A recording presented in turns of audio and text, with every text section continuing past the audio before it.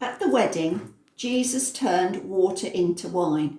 If the guests were going to enjoy that, they needed something to drink out of. Your challenge today is to make a drinking vessel using a piece of tin foil.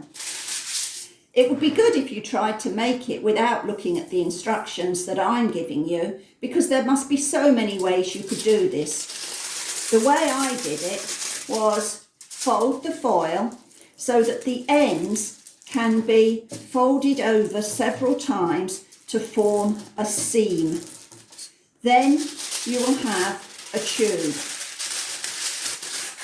Take the centre and give a few twists to give a stem to your goblet. Use the bit at the bottom to flatten out to be a base on which the goblet stands. Then shape the drinking part of your vessel.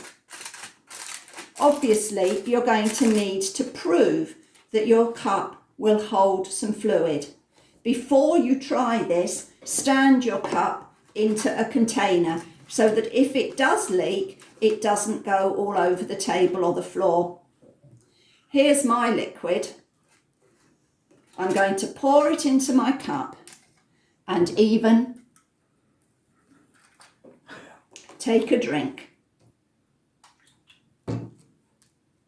My cup held some liquid long enough for me to have a drink.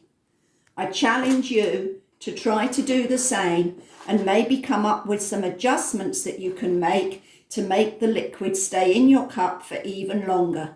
Enjoy!